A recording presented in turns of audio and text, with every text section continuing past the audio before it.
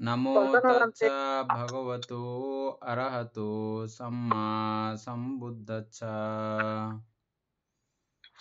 জগৎপূজ্য মহাকারণিক তথাগত সম্যক সম্বুদ্ধ শ্রীচরণে কৃতজ্ঞ প্রণাম নিবেদন করে প্রজ্ঞাপারমিতে অংশগ্রহণকারী সকল উপাসক উপাসিকাগণের নিরোগ দীর্ঘায়ু সুখী জীবন তথা জ্ঞান বিমণ্ডিত জীবন কামনায় শুরু করতে চলেছি আজকের মহাপরিনির্বাণ সূত্র আলোচনা ক্লাস।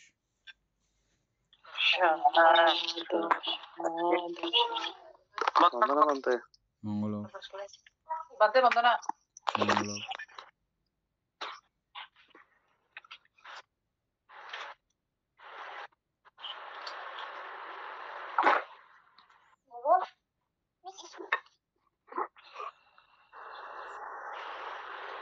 উপাসক শুরু করেন। এই কালকে ইয়েগুলো পাঠাইছিল যে অনুব্যঞ্জন, ওগুলো পাই নাই বলতে আমার এখানে তো আসছে। না, ওইটা একটা ফটো, ওইটা না তো অনুরঞ্জন বলতে, ওইটা তো ফটোটা তো 108 প্রকার। এটা ফটোটা না, ফটোর উপরে যেটা আছে এটা। ফটোর উপরে একটা আছে। হুম, পাইছেন? আচ্ছা, ফটো নিচে আসছে, মানে ফটো নিচে আসছে। আচ্ছা আচ্ছা, হ্যাঁ আসছে। এটা মনে হয় তাহলে আজকে পাঠাইছে মনে হয়, নাকি? না, কালকে পাঠানো হয়েছিল তো। আচ্ছা, আমি তো ওইটা মেসেজ করেছি, ওইটা আশ্বাস থেকে আমরা কি ওইটা আলোচনা করবো বলতে নাকি? মঙ্গল, এটা একটু একবার পড়ে ফেলেন না।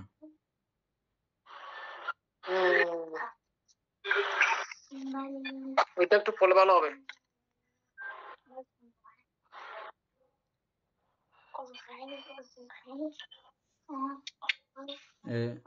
একসঙ্গে আছে 32 মহাপুরুষ লক্ষণ সহ। হ্যাঁ বলতে, ভগবান গৌতম বুদ্ধের শরীরে 32 মহাপুরুষ লক্ষণ। আচ্ছা, বৌদ্ধ ধর্মগ্রন্থ ত্রিপিটকের লক্ষণ সূত্রের বর্ণনা অনুযায়ী ভগবান শ্রী গৌতম বুদ্ধের দেহে 32 প্রকার মহাপুরুষ লক্ষণ বর্তমান ছিল। এই দেহ লক্ষণ অনুসারে গৌতম বুদ্ধ সাধারণ মানুষের মতো ছিলেন না। তিনি সাধারণ মানুষের থেকে অনেক উন্নত এবং অনন্য দেহ সৌষ্ঠবের অধিকারী ছিলেন। আসুন জেনে নিই কেমন দেখতে ছিলেন ভগবান গৌতম বুদ্ধ। পালি ভাষায় বুদ্ধের 32 প্রকার মহাপুরুষ লক্ষণ।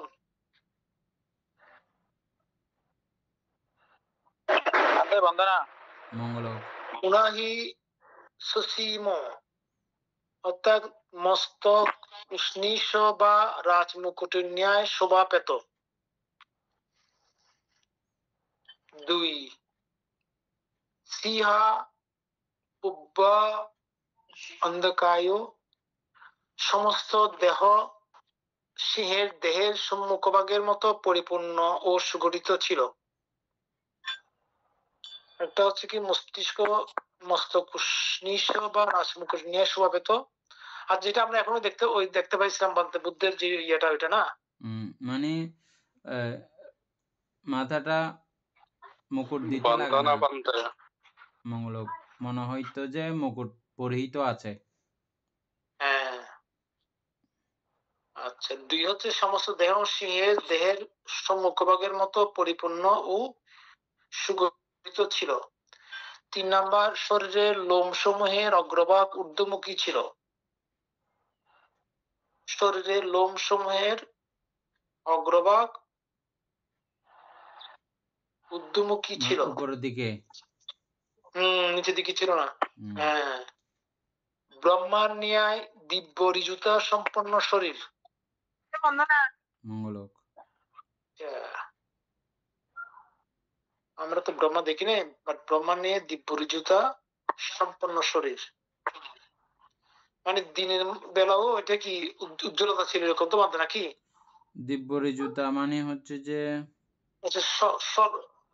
সরল। ঋজুতা মানে সরল, সাবলীল। যেমন ব্রহ্মাদের দেহে কোনো রকমের অসুখ বিসুখ এটা এই জাতীয় সমস্যা নাই, যেমন করতে চায় তেমন হয়, আচ্ছা আচ্ছা এই জাতীয় ব্যাপারগুলো ঋজুতা।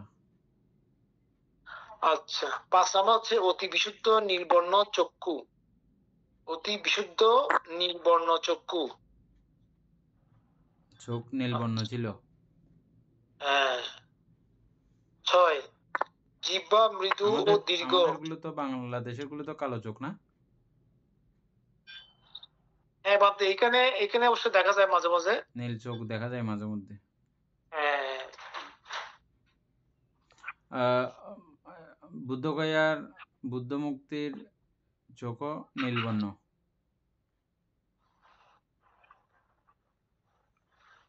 এমনি যেটা ছবিতে মধ্যে ছবিতে আসে না। যেটা হ্যাঁ, ভিতরে আছে ওটা।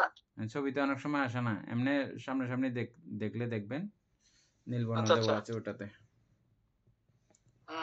দেখছিলাম, বাট গেছিলাম তো দেখছিলাম, কিন্তু ওটা মনে পড়তেছে না ঠিক। হুম। যাই হোক। উম, জিহ্বা মৃদু ও দীর্ঘ, বিস্তৃত ও সমুজ্জ্বল ছিল। এই জিহ্বাটা তাহা অবশ্য জিহ্বা দিয়ে পুরো আহ, মুখ পুরো ঢাকে ফেলতে পারতেন, এবং গলা স্পর্শ করা সম্ভব ছিল। কি বলেন? হ্যাঁ, এই এই মহাপুরুষ লক্ষণের মধ্যে এটা একটা। জিহ্বা দিয়ে পুরো মুখ আবৃত করতে পারতেন, উপরের সাইড এটা পুরা, আচ্ছা এবং আচ্ছা নিচের সাইড দিয়ে গলাতে আনতে পারতেন জিহ্বা, এখানে গ্রীবাদেশ। আচ্ছা। তাহার ত্রিলক্ষণ সম্পন্ন জিহ্বাকে শলাকার ন্যায়, ত্রিলক্ষণ সম্পন্ন জিহ্বাকে শলাকার ন্যায় নাসারন্ধ্রে প্রবেশ করাতে পারতেন। নাকের ভিতরে জিহ্বা প্রবেশ করাতে পারতেন। হ্যাঁ, শলাকার নিয়ে বলা হচ্ছে। হুম। বিস্তৃত অর্থে জিহ্বা দ্বারা সমস্ত ললাট আস্বাদন করতে পারতেন। ওই তো লেখা আছে এটা। আচ্ছা। দীর্ঘ অর্থে জিহ্বাকে কোন কুহরে প্রবেশ করাতে পারতেন। কানের ভিতরে। হ্যাঁ।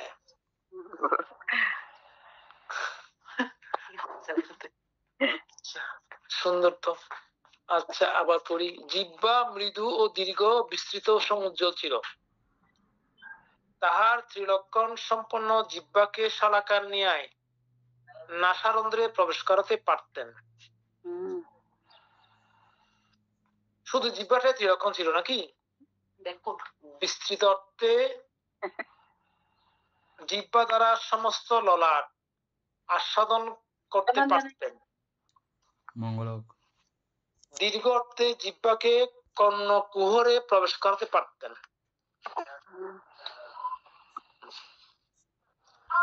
আচ্ছা, 7 নম্বর হচ্ছে দাগগুলি একটি সমান্তরাল শ্রেণীতে বিন্যস্ত ছিল।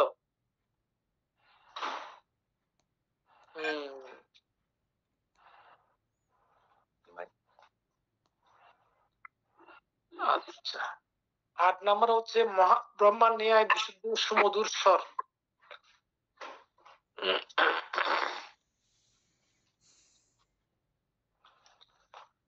9 নাম্বার সমগোলাকার গ্রীবা সম্পন্ন। গ্রীবা মানে গলা।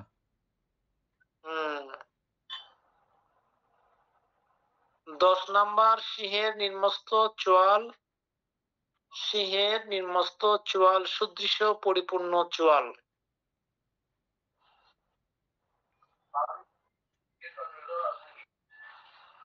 11 ভগবান বুদ্ধের দেহ মৃদু কাঞ্চনের ন্যায় সুবর্ণ বর্ণের ছিল। ভগবান বুদ্ধের দেহ মৃদু কাঞ্চনের কাঞ্চন ন্যায়। তো দেখেন নাই? কাঞ্চন দেখিনি, এবার এটা কিরকম? এই সোনালী বর্ণ কিছু একটা হবে। আচ্ছা। কাঞ্চনজঙ্ঘা একটা কাঞ্চনজঙ্ঘা, ওই কাঞ্চনকে বিদ করে কাঞ্চন জঙ্ঘা নাম দেওয়া হয়েছে। কাঞ্চনজঙ্ঘা হচ্ছে যে ওই যে ইয়ে আছে না, ভারতের হিমালয় পর্বতের একটা সাইট, যেটা পাহাড়ের উপর থেকে এই যে শিলিগুড়ি দার্জিলিং গেলে টাইগার হিলের মধ্যে গেলে যখন আকাশ ভালো থাকে, সূর্য ওঠার সময়ে এটা মানে এক অপূর্ব সোনালী বর্ণ ধারণ করে ওই বরফের পাহাড়টা। আচ্ছা তো ওইটাকে ওই জন্য কাঞ্চনজঙ্ঘা নাম দেওয়া হয়েছে।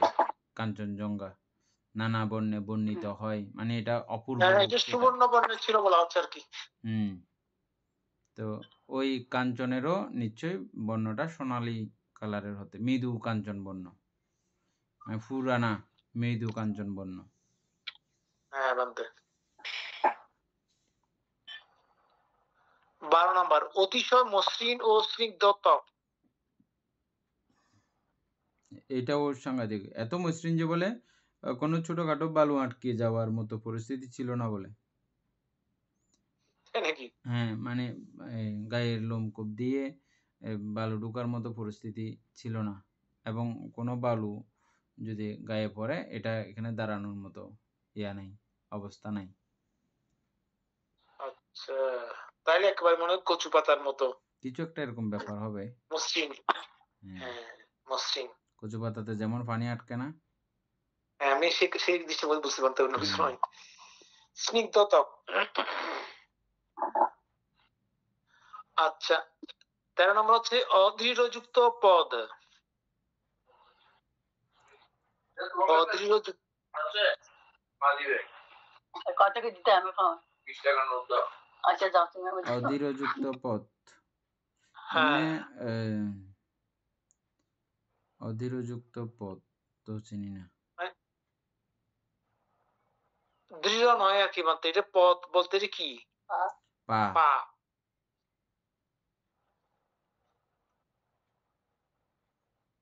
অদৃঢ়যুক্ত। দৃঢ় মানে শক্ত, অদৃঢ় মানে নরম। এই নরম হবে, ঠিক আছে। হ্যাঁ, নরম, ঠিক আছে। ও, এই তুলার মতো পা। হ্যাঁ, উপমার তুলার মধ্যে মতো। আসছে তুলার মতো। এটা কি জন্য বলতেছে? আহ, আমাদের পায়ের নিচে কোনো পিঁপড়া বলে মারা যায়, হ্যাঁ, কিন্তু বুদ্ধের পায়ের নিচে পিঁপড়া বলে মারা যায় না। তাই নাকি? হ্যাঁ, আচ্ছা। তারপরে আরো আছে কিছু কথা এরকম। আমরা কোনো আমের মধ্যে যদি মাছি মশা বসে, আমরা ওখান দিয়ে হাঁটে দিলে মাছি মশা উড়ে যায়, বুদ্ধ হাঁটে দিলে উড়ে যায় না।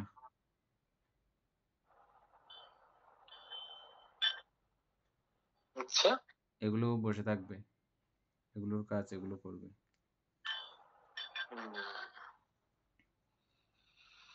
14 নম্বর, হস্ত ও পদতল ছিল মৃদু। কার্পাসতুলো ওই তো ঘৃতসিক্ত হলে এই তো। যেরূপ কোমল হয়, হ্যাঁ, হ্যাঁ, বুদ্ধের হস্ত ও পদতল সেরূপ কোমল ছিল। এই তো, এটা একটা। তারপরে দ্বিতীয় হচ্ছে যে পায়ের তলাটা, আমাদের তো একটা গর্ত আছে না মাঝখানে একটা হ্যাঁ গর্ত, বানতে। এটা গর্তটা নাই। হ্যাঁ বানতে, পদচিহ্নের মধ্যে এটা আছে মধ্যে, হ্যাঁ গর্ত নাই, এটা গর্ত ডাইরেক্ট। থাকে না, এটা ডাইরেক্ট সমতল সমান।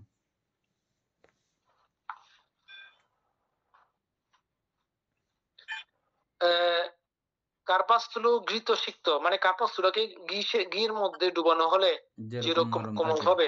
হ্যাঁ, ও আচ্ছা। 2 পদতলে 2টি চক্র। এটা জানতো অবশ্য। কৃষ্ণসার হরিণের মতো মাংস জঙ্গা। কৃষ্ণসার হরিণের মতো মাংস হলো জঙ্গা। ওই ইয়াটা আর কি, রান, পায়ের রান, হাঁটু থেকে উপরে পর্যন্ত। এটা কৃষ্ণসার হরিণ। ওই যেগুলো খুব মাংসল হরিণ কতগুলো আছে যে। আচ্ছা, মাংসাশী, হ্যাঁ, হ্যাঁ, একটু হ্যাঁ, স্বাস্থ্যবান। আচ্ছা, প্রত্যেক লোমকূপে একটি করে লোম ছিল। প্রত্যেক লোমকূপে একটি করে লোম ছিল।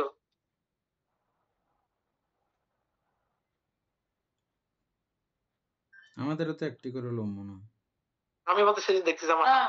না বলতে, মানুষের শরীরে একটি না, একাধিক থাকে। আচ্ছা, না না, একটা লোমকূপে একটা একটা মানে না, একটা লঙ্কুপ একাধিক কেশ থাকে, চুলও থাকে। আমি আমিও ওনার সাথে একমত। দেখুন এখানে কে স্যার নেই কোনো রেগুলার ছাত্র আমি স্যার শব্দ বন্ধ ছাত্র। তারপরে আচ্ছা 18 নম্বর উপস্থ বা জনেন্দ্রিয় গজরাজ বা ও বৃষভের ন্যায় চর্মাভ্যন্তরে আবৃত ছিল। উপস্থ বা জনেন্দ্রিয় গজরাজ অর্থাৎ ইয়াটা জনইন্দ্রিয় বা জনাঙ্গ, এটা হাতির জনাঙ্গের মতো আবৃত থাকে, আমাদের সাধারণ মানুষের মতো না। আমাদের সাধারণ মানুষের বাইরে থাকে, কিন্তু সম্যক সম্বুদ্ধের অন্তিম 32 মহাপুরুষ লক্ষণ যাদের থাকে, দুই ব্যক্তির এরকম থাকে আর কি। চক্রবর্তী রাজারও সেম।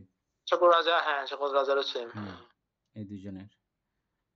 এক ব্রাহ্মণে গিয়েছিল, 31টা দেখেছে, এটা কোনো রকম আর দেখতে পারতেছে না। ওকে বুদ্ধ দেখিয়েছিলেন ছায়া নির্গত করে দেখাইছিলেন। ও এটা মানে না দেখে মানে তুষ্ট হচ্ছে না, সন্তুষ্টি নয়, শেষ করতেছে না। আচ্ছা এটা এর মধ্যে আমরা সূত্র পড়তে গেলে পাবো। একটা ব্রাহ্মণের শিষ্য, ও শিক্ষা করেছে, মহাপুরুষ লক্ষণগুলো শিক্ষা করেছে। যদি উনি সত্যি সত্যি যদি সম্যক সম্বুদ্ধ হয়, এই 32 মহাপুরুষ লক্ষণ উনার থাকবে। উনি এগুলো বসে বসে বসে সব দেখছে, কিন্তু এটা দেখার সুযোগ হচ্ছে না।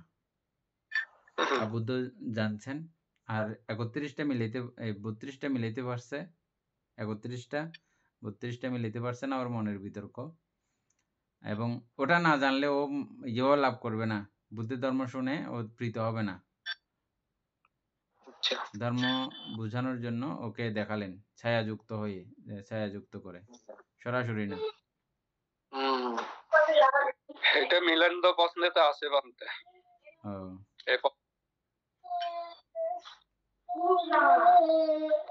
তারপরে আচ্ছা বৃদ্ধাঙ্গুলি ব্যতীত হাত ও পায়ের আঙ্গুলগুলি এক সমান ছিল। বৃদ্ধাঙ্গুল ছাড়া। আচ্ছা আমরা দেখছিলাম অবশ্য, হাতগুলো আঙ্গুলগুলো সমান, পায়েও সমান, বৃদ্ধাঙ্গুল ছাড়া। আচ্ছা 20 নাম্বার কি দীর্ঘ পাঞ্চি বা পরিপূর্ণ পায়ের গোড়ালি। দীর্ঘ পানসি, পানসি হবে না, পানসি নয়, পানসি বা পরিপূর্ণ পায়ের গোড়ালি। এটা আমি শুনছিলাম যে এরকম, এই যে আমাদের পায়ের গোড়ালির দিকে পিছন দিকে একটা গর্ত করিয়া যায়, যাইয়া পিছন দিকে পাটা, পায়ের মুড়িটা একটু পিছন সাইডে আসে, কিন্তু সম্বুদ্ধের পা গুলো মানে উপরের থেকে এটা সমান তরাল হয়ে পরিপূর্ণ বলা হচ্ছে। হ্যাঁ ঠিক আছে, থাকে না, ভরাট থাকে, গর্তটা থাকে না। আচ্ছা আচ্ছা হস্ত ও পদের অঙ্গুলি সমূহ সাধারণ অপেক্ষা দীর্ঘ। হস্ত ও পদের অঙ্গুলি সমূহ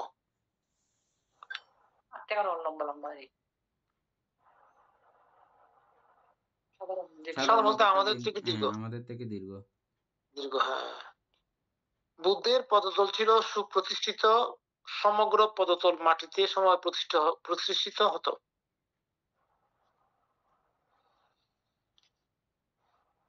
আচ্ছা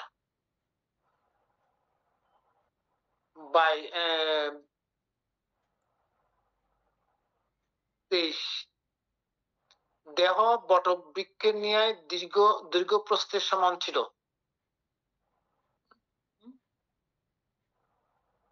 দৈর্ঘ্য প্রস্থের সমান ছিল মানে হাত দিয়ে করলে সমান ছিল, সমান হয় আমাদের গোল থাকে অন্য সমান ছিল যে এরকম মানতে।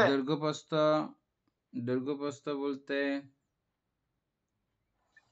বটবৃক্ষ এমনি একটা তুলনীয় আর কি, সব বটবৃক্ষ তো এরকম না, এমনি নরমালি বটবৃক্ষ কিন্তু সর্ব রাউন্ড থাকে পুরা, এদিকে একটু বেশি এদিকে একটু গোল থাকে আর কি, উপর থেকে দূর থেকে দেখলে এটা গোল থাকে। এরকম এটা সমান ছিল বলা হচ্ছে, দীর্ঘ প্রস্থের সমান। দৈর্ঘ্যপ্রস্থে সমান, দৈর্ঘ্যপ্রস্থে সমান, এমনি তো সবারই আমরা দৈর্ঘ্যপ্রস্থে সমান। আমরা যখন হাত খুলি তখন আমরা তো গোল হই, আমরাও সমান, তো আমরাও গোল তো। গোল, কিন্তু উনি সমান বলা হচ্ছে। হুম। আচ্ছা হোক। হাত ও পায়ের পৃষ্ঠ, দুই স্কন্ধ ও গ্রীবা এই সপ্ত স্থানে মাংস পূর্ণ ছিল। হাত ও পায়ের পৃষ্ঠ, পায়ের পাতা, হাতের ও পায়ের পাতা, দুই স্কন্ধ ও গ্রীবা। গ্রীবা অনেক কবজা, স্কন্ধ বলা হচ্ছে কি বলতে এখানে? গ্রীবা মানে তো গলা। হাতের হাতের এই যে এগুলো এগুলো মনে হয় মাংস যুক্ত ছিল আর কি। এই সপ্ত স্থানে মাংস পূর্ণ ছিল। হুম। চারটা হলো হাত, পা, দুই স্কন্ধ, চারটা, পাঁচটা, সাতটা তো হয়নি। স্কন্ধ মানে এই কাঁধ।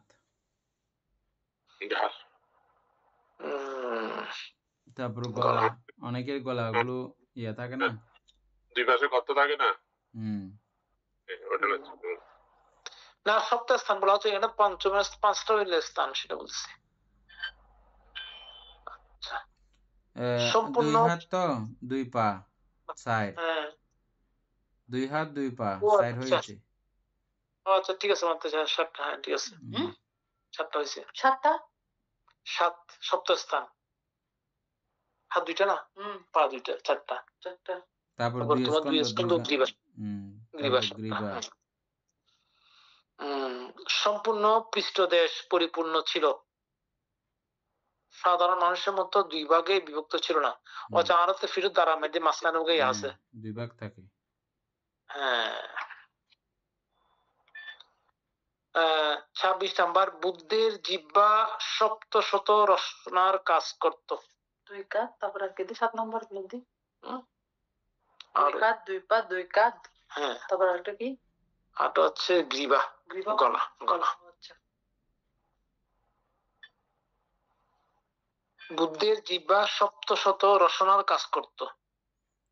ও 700 রচনা, 700 রচনা, মানে 700 রকমের রস উৎপন্ন করতে পারতো, এই জাতীয় কিছু একটা ব্যাপার হবে।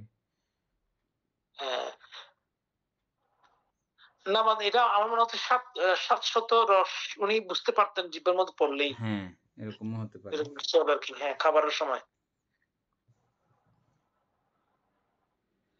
বুদ্ধের মুখ গহ্বরে প্রত্যেক পংক্তিতে, বুদ্ধের মুখ গহ্বরে প্রত্যেক পংক্তিতে 20টি করে মোট 40টি দাঁত সোনার পাতে বাঁধানো মনে হতো। বাহ। হুম, 40টি দাঁত, দাঁত, নিচে 20, উপরে 20। একে 20, নিচে 20, এগুলো বলা হচ্ছে মনে হতো সোনার পাত দিয়ে বাঁধানো ছিল। এমনি নরমাল আমাদের মানুষের তো 32টা 32টা। থাকে। তার মানে ওই যে বুদ্ধ যখন হাসতেন একটু মৃদু হাসি, তখন একটা ঝিলিক বেরোতো। এটা তো বিভিন্ন ধরনের, আমরা জাতকর্ম পাইছি অনেকবার, সুদানন্দমতে প্রশ্ন করতেন তখন, হ্যাঁ এগুলো পড়তে পড়তে তো বুদ্ধকে দেখতে ইচ্ছা হচ্ছে। মনে করতে দেখতেছ এরকম। 28 নাম্বার, অবিবর বা ছিদ্রহীন সুসজ্জিত দাঁত, কোন ছিদ্র নাই। আমাদের আচ্ছা, দাঁতে তো 30, গত গত আছে ভিতরে সাইড গুলোতে। হ্যাঁ হ্যাঁ, এগুলো ময়লা ময়লা আটকে থাকে।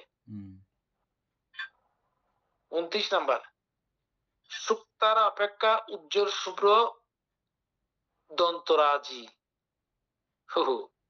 শুকতারা অপেক্ষা আরো উজ্জ্বল, উজ্জ্বল শুভ্র, শুক্তারা থেকে আর উজ্জ্বল শুভ্র বলা হচ্ছে, একদম দবদবে সাদা। চক্ষু কোটার সদ্যজাত রক্তবর্ণ গোবৎসের ন্যায় সুধৌত ও সুমার্জিত। চক্ষু কোটর সদ্যজাত রক্তবর্ণ, গোবৎসের ন্যায় সুধৌত ও সুমার্জিত। এটা ঠিক বুঝলাম না বন্ধু, এই কুকুরটা যে চোখের ইয়াগুলো আর কি, এই গর্তের জায়গাটা, এটা আচ্ছা একটু অন্যরকম ছিল, খুব সুন্দর ছিল। গরুর বাচ্চা জন্ম হওয়ার সময়ও তাদের এগুলো পরিপূর্ণ থাকে বা কিছু একটা এরকম সৌন্দর্য ব্যাপার আছে। হ্যাঁ, এটা তো উদাহরণ দিলেন এখানে। হুম।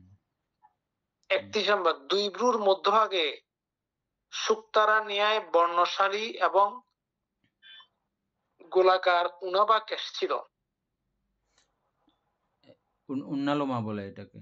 এখানে একটা পেঁচিয়ে পেঁচিয়ে উপরের দিকে উঠেছে এই লোমটা।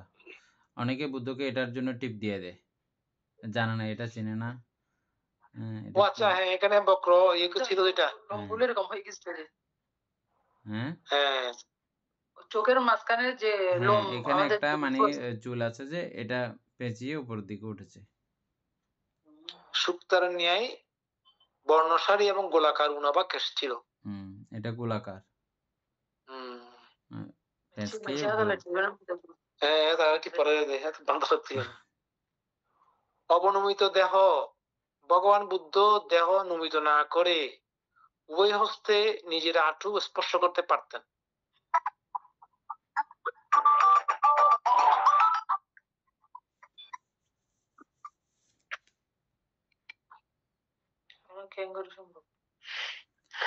হাতগুলো লম্বা আর কি, পরিপূর্ণ করছে না রে বা। হাতগুলো লম্বা যে। হাতগুলো লম্বা, যেহেতু পাও লম্বা নিশ্চয়ই। হুম। এই তো আঙ্গুলের মধ্যে ব্যতিক্রম না, সবার আঙ্গুল তো একই রকম, তো কিন্তু বুদ্ধের আঙ্গুলগুলো সমান।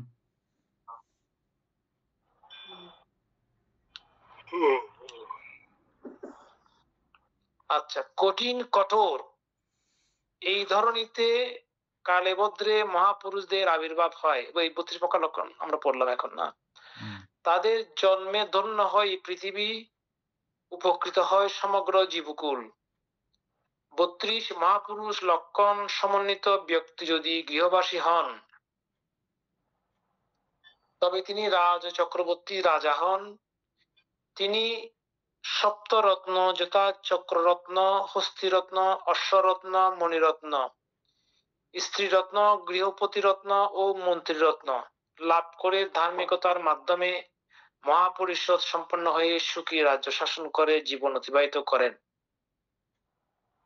আর তিনি যদি গৃহত্যাগী হন, তবে সেই দুর্লভ মহামানব তৃষ্ণাকয়ী, সর্বজয়ী, সর্বজ্ঞ ও সম্যক সম্বুদ্ধ হয়ে নিজে মুক্তি লাভ করেন এবং বহুজনকে মুক্তির অমীয় পথ প্রদর্শন করেন। 80 প্রকার অনুব্যঞ্জন লক্ষণগুলি নিম্নরূপ। তাহলে 32 প্রকার আমরা এই পড়ছি না।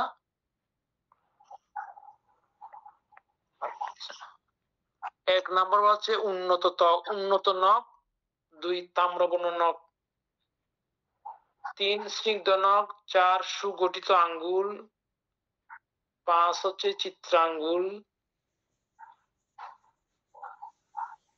এমসিকিউ অনুব্যঞ্জন। অনুব্যঞ্জন, 80 প্রকার অনুব্যঞ্জন। এত রকমের নখ, শোনো আগে তারপর বলিও। 6 অনুপূর্ব আঙ্গুল। 7 নিগ্রস্ত শিরা। 8 গুপ্ত শিরা। 9 নিগুড় গুল্ফ। গোলফা। 10 সবল গ্রন্থি। 11 সম ও সমান পদ। 12 পরিপূর্ণ পুরুষ লক্ষণ। 13 সমরশ্মি সম্প্রসারণ। 14 মৃদু গাত্র। 15 সুন্দর গাত্র। 16 অলীন গাত্র। 17 অনুসন্ধি গাত্র। 18 সুসংহত গাত্র। গাত্র মানে কি? গাত্র কি? গাত্র মানে গা, শরীর। 19 সুবিভক্ত অঙ্গ প্রত্যঙ্গ। 20 হচ্ছে নিখিল অবিকৃত শরীর, কোন বিকৃত নাই এখানে। 21 অতি সৌম্য গাত্র। 22 স্থূল সদৃশ্য পদতল। 23 গভীর হস্তরেখা। 24 অভঙ্গ হস্তরেখা। আচ্ছা, আমাদের রেখাগুলো তো No sé qué cosa. 26 অনুপূর্ব হস্তরেখা। আচ্ছা, ওখানে অনুপূর্ব আছে বলতে হুম। হস্তরেখাগুলো অনুপূর্ব বলা আছে এখানে।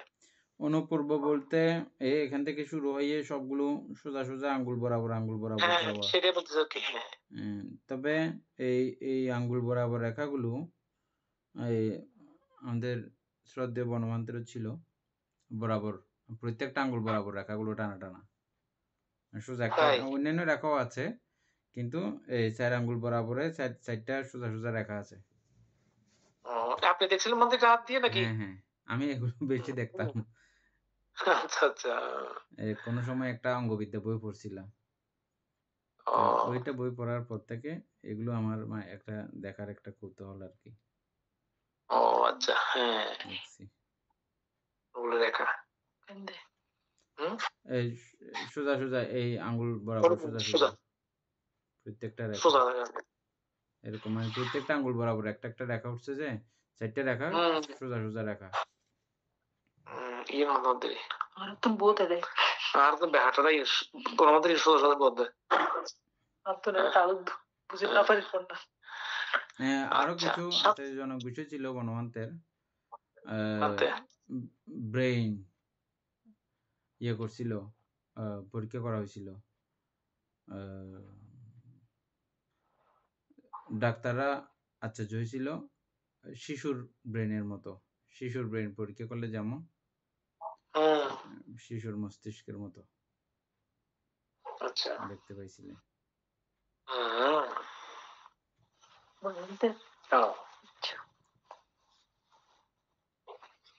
আচ্ছা, 28 নম্বর থেকে সুভাষিত উচ্চারণ। 29 মৃদু সরু লোহিত জিহ্বা। 30 গজেন্দ্রের সহিত অনুকরণীয় স্বর। 31 সুউচ্চারিত স্বর। 32 মঞ্জু ঘোষ। মঞ্জু ঘোষটা কি বুঝলাম না। মঞ্জু ঘোষ তো আমিও চিনি না, এই দেখলে তো হয়ে যাবে। এখানে এই পালিছে মঞ্জু ঘোষা। আচ্ছা, পালিতে গুগলে দেখলে পাওয়া যাবে, সার্চ জিপিটির মধ্যেও পাওয়া যাবে। 33 নম্বর গজেন্দ্র গতি। 34 বৃষভ গতি, হংসরাজ গতি, সিংহরাজ গতি, দক্ষিণাবর্ত গতি, সমস্পিদ উদুসদ। গজেন্দ্র গতি বুঝেন? হাতি না? হাতি হাতির মতো হাতি হাঁটার সময় হাতির যে পিছনে যে 80টা বা 90টা 100টা যে হাতি আছে, এবং এরা সবাই হাঁটলে কি পরিস্থিতি হবে এগুলো বুঝে শুনে হাঁটে হাতিরা, বুঝছেন? কোনো একটা জায়গাতে মনে করেন ব্রিজ, আপনারা এমনি নর্মালি দেখবেন ব্রিজের মধ্যে হাতি নর্মালি উঠে যাবে না। উনি পা দিয়ে দেখবে যে এটা আমার লোড সহ্য করবে কিনা। এবং গজেন্দ্র হাতির রাজা, ও শুধু নিজের লোড পরীক্ষা করবে না, ওটা পুরো আমার পিছনে যে 100 জন আছে হাতি, ওরা এই লোডগুলো নিতে পারবে কিনা ওটা দেখে তারপর বলে হাতি হাঁটে এই জায়গা দিয়ে। মানে আমি যে জায়গা দিয়ে যাব পুরো লোডটা নিতে পারবে কিনা এই রোডটাই, এটা হাতের গুণ। এটা তো এটা বুদ্ধগণের সাংঘাতিক এটা ছিল, এটা সাংঘাতিক। এটা বুদ্ধগণ ওনার শিষ্যমণ্ডলী নিয়ে যখন হাঁটেন তখন এভাবে তিনি সবকিছু বিচারপূর্বক সম্পর্কে জ্ঞান থাকে সবসময়। এই জন্য বলা হচ্ছে গজেন্দ্র গতি। বৃষভ গতি। এর পরে বৃষভ গতি, বৃষভ তো হচ্ছে যে ষাঁড়, গরু। এটা কিরকম কি জানি? হংসরাজ গতি, সিংহরাজ গতি,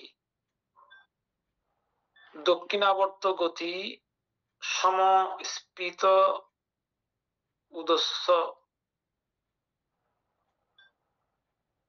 সমস্ত প্রসাদক পবিত্র আচার ব্যবহার, পরম পবিত্র বিশুদ্ধ লোম, পরিমণ্ডলাকার সমুজ্জ্বল রশ্মি, ঋজু গাত্র, মৃদু গাত্র, অনুপূর্ব গাত্র, ধনু উদর।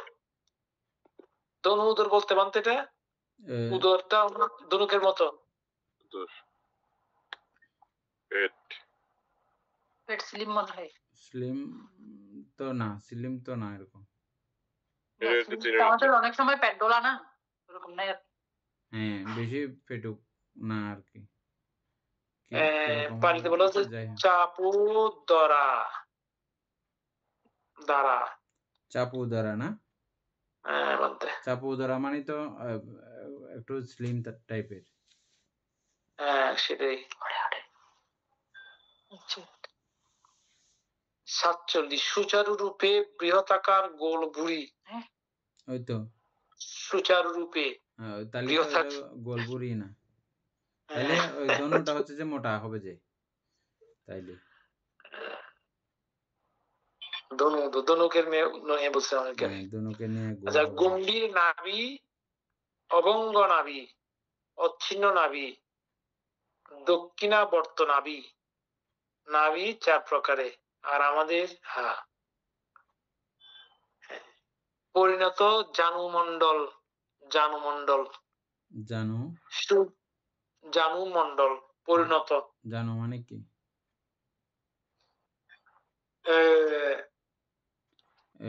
সেটাই তো। গিরে হাঁটু থেকে একদম ইয়া পর্যন্ত বোধহয় পায়ের গোড়ালি পর্যন্ত হবে। এটাই এতে পালিত আছে জানু মন্ডলা। 53 সুগঠিত দন্ত, তীক্ষ্ণ দন্ত, অভগ দন্ত, অচ্ছিন্ন দন্ত, সমদন্ত।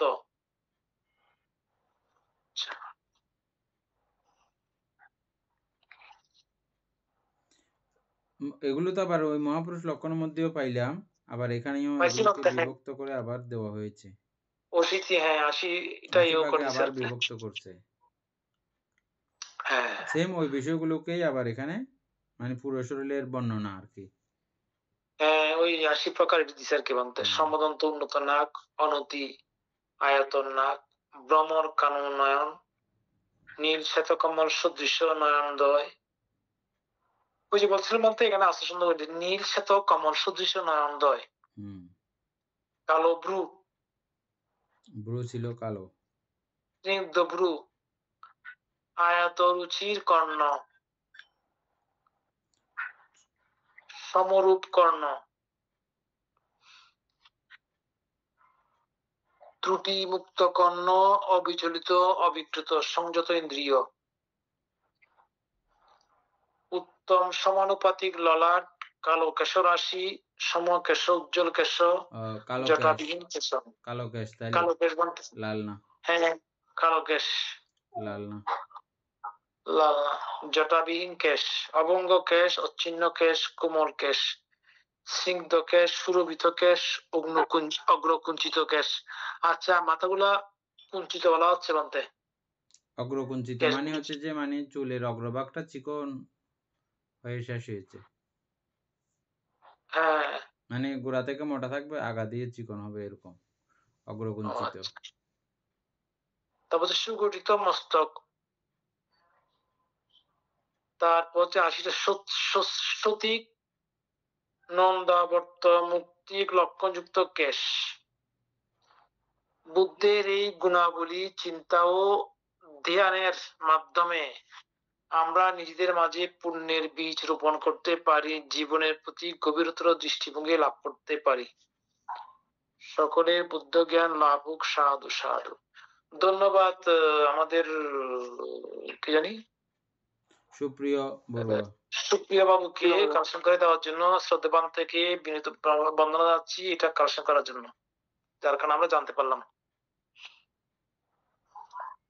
এগুলো ছোটখাটো বিষয় না, না আমাদের এটা কখনো পাই নাই, আমি শুনছি, আমি বাঁচাইছিলাম তো সার্চ করে নি। হ্যাঁ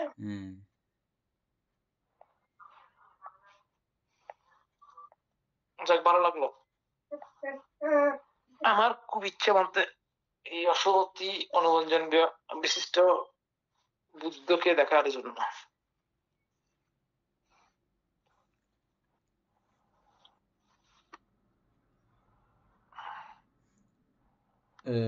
কিছু কিছু বিষয়ে আর্যমৈত্রীয় বুদ্ধ এই বিষয়গুলোকেও অতিক্রম করবেন। অন্যান্য সাবে বুদ্ধ সমাসমা, তথাপিও আর্যমৈত্রীয় আমি সেটা দেখলাম আপনার, হ্যাঁ। বুদ্ধ গৌতম বুদ্ধ থেকেও স্পেশাল কিছু পাওয়ার আছে। না, উনি বলতে অনেক বেশি কর্মকাল পরিপূর্ণ করতে পারবি, সে কারণে আর কি এটা। এই জন্য যেমন উনি কখনো বৃষ্টিতে ভিজবেন না, বৃষ্টিতে ভিজবেন না, এবং ওনার গায়ে কখনো রোদ পড়বে না। তারপরে বুদ্ধ হওয়ার পরের দিন থেকে, যেদিন বুদ্ধ হয়ে যাবেন সেদিনের পরের দিন থেকে ওনার গায়ে কোনো মানে ছাতা কেউ ধরতে হবে না। না বলতে অটোমেটিক ওই যে চাঁদোয়া দান করছিল যে, হ্যাঁ, এটার পাওয়ার, এটার প্রভাব। আর উনি যখন সামনে যান বলে একসঙ্গে যান। হ্যাঁ, আরেকটা হচ্ছে যে কি, এই ওনার যেখানেই থাকবেন নির্দিষ্ট এরিয়া ব্যাপী কত কিলোমিটার জানি একটা এরিয়া আছে, ওই এরিয়া ব্যাপী রাত্র দিন চিনবে না মানুষে। এখন রাত না দিন বোঝা যাবে না। পাখি ডাকা এবং ফুল ফুটা নিয়ে রাত্র দিন বিচার করতে হবে সেখানে। আমাদের যেখানে যেখানে ইয়ে হয় না, রাত হয় না, ওই জায়গাতে যেমন পাখি এবং ফুল দিয়ে নির্ণয় করতে হয় রাত এবং দিন। যদি ঘড়ির টাইম না থাকতো, ওইভাবে ওগুলো দিয়ে চিহ্নিত করতো আগের দিনের মানুষ। আগে এরকম করছিল না, মাত্র আমাদের বুদ্ধের সময় তো এরকম করছিল মনে হয় আগে। হ্যাঁ, না টাইম টেবিল গুলো ই করার জন্য আর কি। টাইম টেবিল গুলো ছিল না তখন। চিহ্ন করার জন্য আর কি, হ্যাঁ। রোদ যুক্ত দিন থাকলে তখন টাইম চেনার উপায় ছিল, অন্য সময় টাইম চেনার উপায় ছিল না। মানে মেঘলা দিনে টাইম চেনার উপায় ছিল না। কেউ কেউ খুঁটি গাড়ি রাখতো, খুঁটির ছায়া দিয়ে ইয়া করতো, মধ্যাহ্ন অপরাহ্ন এগুলো ইয়ে করতো আর কি। এমনি টাইমিং ছিল না, ঘন্টায় ঘন্টায় এটা এত ঘন্টা এত ঘন্টা এগুলো ছিল না। অনেক অনেক বান্ধব গুণাবলী আছে। উনি যেখানে যাইতেন, কেউ ফাঁক করলে ওনাদের ঘরে আসন তৈরি করতে হতো না, ওনার সব পরিষদ আসন অটোমেটিক চলে যেত আকাশে উড়ে উড়ে। এখন যাওয়ার সময় নাকি টুংটাং টুংটাং শব্দ হতো, সবাই জানতো যে বুদ্ধ যাচ্ছেন। এটা বলতে ওই শ্রদ্ধেয় উসলামান্তের অনেক লম্বা একটা দেশের মধ্যে আমি পেছিলাম, শুনছিলাম, এক বান্ধব শুনছি। আমার খুব ভালো থেকে শুনলে খুব ভালো লাগে। এটা গৌতম বুদ্ধ এবং সব বুদ্ধগণের মধ্যেই আছে একটা গুণাবলী, সেটা হচ্ছে যে বুদ্ধগণ কোনো গৃহে প্রবেশ করার জন্য দরজা ইয়ে করতে হয় না, কাটতে হয় না, অটোমেটিক ভাবে দরজা উঁচু নিচু হয়ে যায়। মানে ঢুকার সময় অটোমেটিক বড় হবে, আবার ঢুকা শেষ সেম রয়ে গেছে দরজাটা।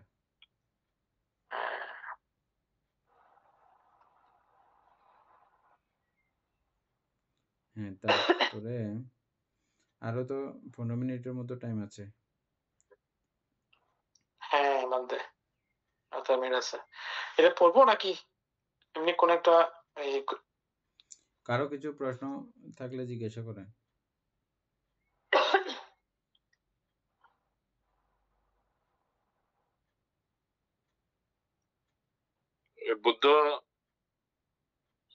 বুদ্ধত্ব লাভের জন্য পারমি পূরণ করে এসের জন্ম হইল না মানতে। তাহলে ওখানে আবার দুইটা থাকলো কেন অপশন?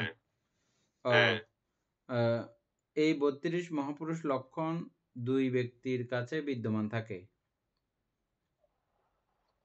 এই ব্যক্তিগণ যদি গৃহস্থ হয়ে যান, গৃহস্থ হয়ে থাকেন, তাহলে উনি চক্রবর্তী রাজা হবেন। কেন থাকবেন? উনি বুদ্ধ হওয়ার জন্য পারমি পূরণ করে আসছেন না? জন্য পারমি পূরণ করেন, উনি অবশ্যই বুদ্ধ হবেন। আর যিনি চক্রবর্তী রাজা হওয়ার পারমি পূর্ণিতা, উনি চক্রবর্তী রাজা হবেন।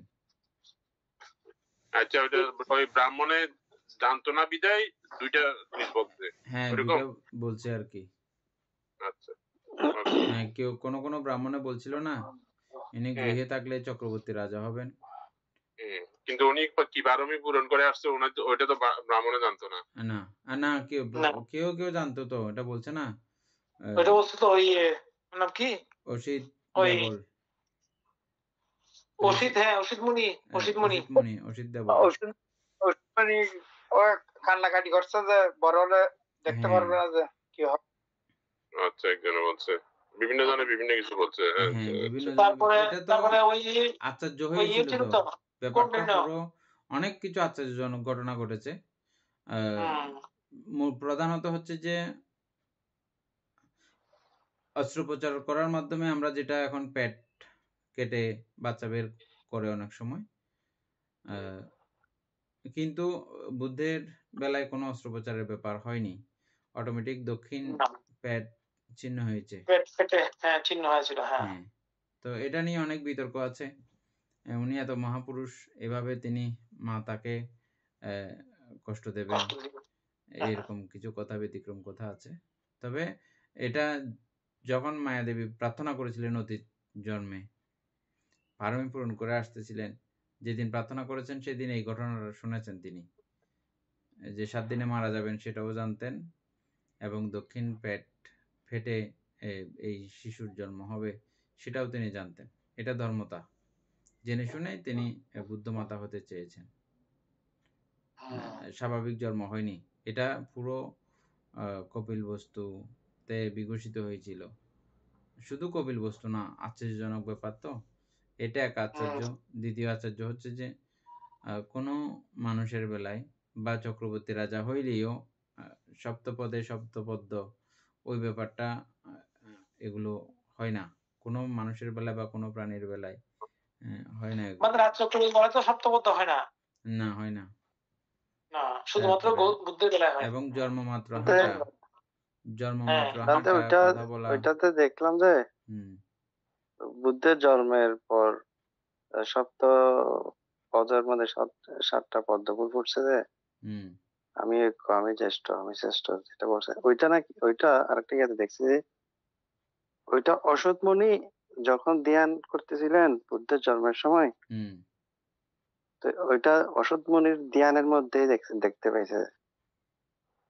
আচ্ছা অসৎ মুনি তখন যখন এই বুদ্ধের দৃশ্যটা, জন্মের সাথে সাথে মানে এই দৃশ্যটা তিনি অসৎমণির ধ্যানের মধ্যে, এটা তো পুরো পৃথিবী কম্পিত হ্যাঁ হয়েছে না। উনি হ্যাঁ জন্মগ্রহণ যখন করেছেন তখন তো পৃথিবী কম্পিত হয়েছিল, এবং পৃথিবীতে আলাদা ধরনের একটা দেবদুন্দুবির মতো আওয়াজ হয়েছিল, শব্দ হয়েছিল, যে শব্দটা আগে কখনো শোনা নাই। এবং শুধু পৃথিবী না, সারা পৃথিবী ব্যাপী হ্যাঁ শুধু পুরো চক্রবাল পৃথিবী কি না, করছে। হ্যাঁ 10 সহস্র চক্রবাল একসঙ্গে আলোকিত হয়। এবং নরকের নারকীরা এরা মনে করে যে এরা একা, আর কোনো নারকী নাই সেখানে, অন্য কোনো নারকের আওয়াজ তারা শুনতে পায় না। কিন্তু এই সম্মুখ সম্বুদ্ধের যেদিন জন্ম হয়, বোধিসত্ত্বগণের যেদিন জন্ম হয়, এদিন পুরো নরক পর্যন্ত আলোকিত হয়, এক নারকী আর এক নারকীকে দেখতে পায়। নাহলে নারকীরা সচরাচর ঘোর অন্ধকারের কারণে কেউ কাউকে দেখতে পায় না, এখানে অন্য কেউ আছে। তো এরকম আশ্চর্যজনক অনেক ঘটনা ঘটেছে। এই যে হাঁটি যাওয়ার দৃশ্য, এই কথা বলার দৃশ্যটা অসিতমণি ধ্যানে বসে সেখানে দেখেছেন। কি জন্য হলো ঘটনাটা, এটা ভাবতে গিয়ে এটা পুরো দৃশ্য তিনি দেখেছেন। হ্যাঁ মানে কিন্তু কত ওইটা শক্তিশালী ওইটা ধ্যানে ছিলেন। ওইটা ওইটা কিন্তু বাস্তবে সাধারণ মানুষই দেখছিল। হ্যাঁ বাস্তবে দেখছিল, এটা দেখছে না, বাস্তবেও ছিল। অবশ্যই দেখছে। তো যিনারা ছিলেন এখানে সবাই দেখছে না, ডায়মন্ড হ্যাঁ, সবাই ছিল তো এখানে। এটা নিয়ে অনেকেই অনেক রকমের বিভ্রান্তিমূলক কিছু বই লিখেছে, ভারতীয় কিছু লেখক এটা নিয়ে কিছু বিভ্রান্তিমূলক বই লেখাজোখা করেছেন। তবে এটা অস্বীকার করার কোনো উপায় নাই। আমরা এটাও বিশ্বাস করলে পারি যে যেমন আইজ্যাক সুবর্ণ দেখতেছি আমরা, আর ছোট ছোট খুদে খুদে কতগুলো বিজ্ঞানী দেখতেছি এখন। ওরা কি, ওরা কেন সুবর্ণ এমন আইজ্যাক হলো, কেন তাদের মধ্যে এরকম প্রতিভা, এগুলো জন্মসূত্রেই এগুলো ওনার ওইভাবে প্রাপ্ত হয়েছে।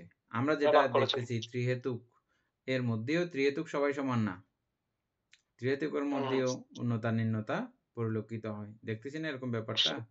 দিয়ে তো মানুষকে হুম, আপনি যতই অভিধর্ম বুঝান না কেন কাজ হবে না, বুঝবে না ও। বুঝবেও কিন্তু বুঝলেও অতটাও শক্তিশালী ভাবে সে গ্রহণ করতে পারবে না।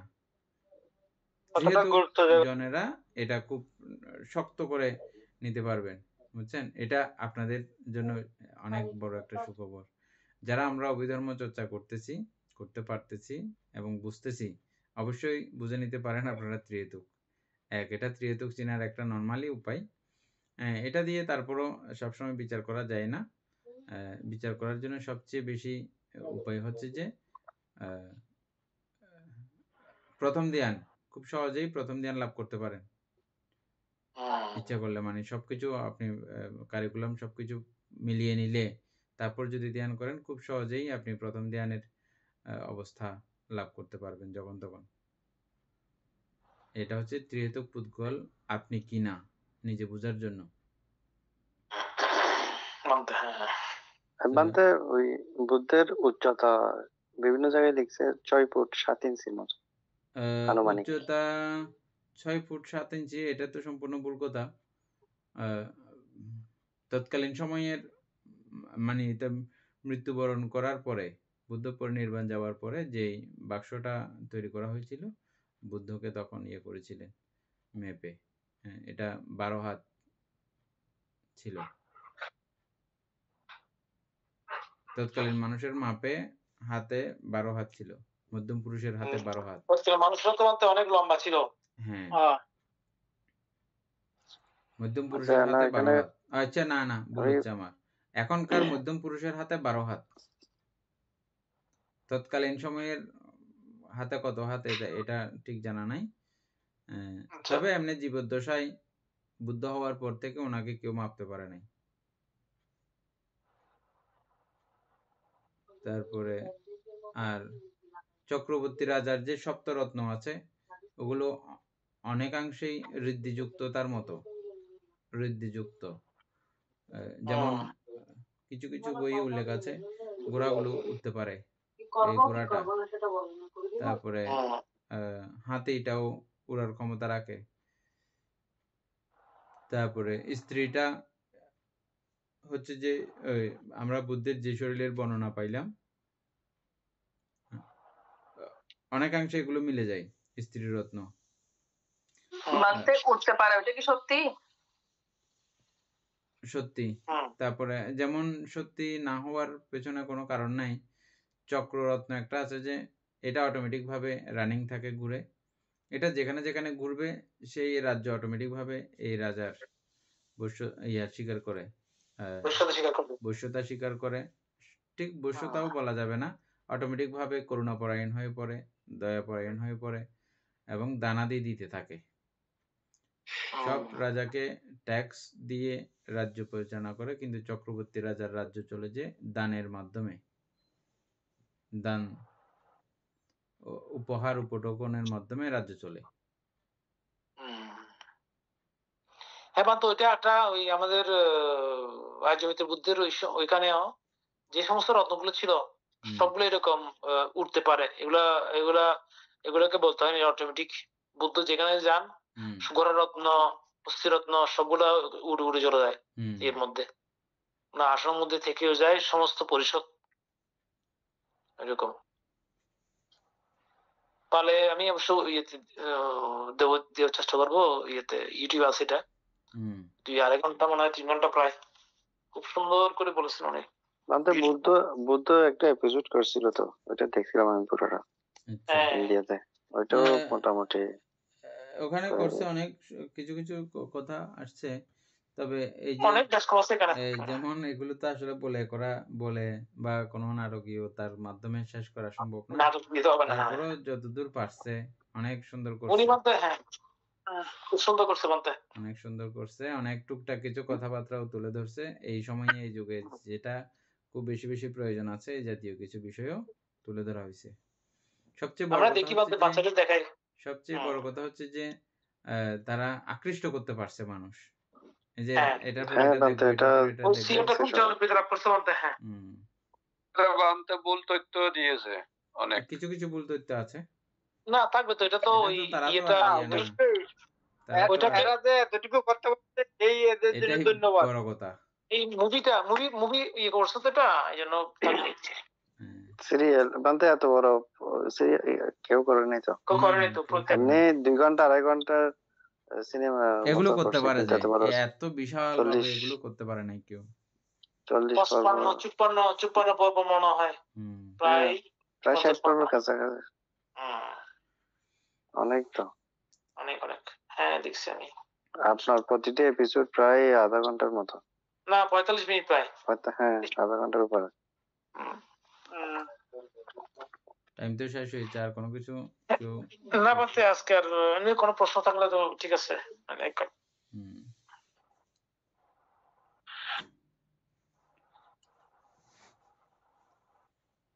সদ্ধর্মপ্রাণ প্রিয় উপাসক উপাসিকা বৃন্দ, এতক্ষণ যাবৎ আমরা বুদ্ধের 32 মহাপুরুষ লক্ষণ সম্পর্কে জেনেছি এবং অসিত অনুব্যঞ্জন সম্পর্কে জেনেছি।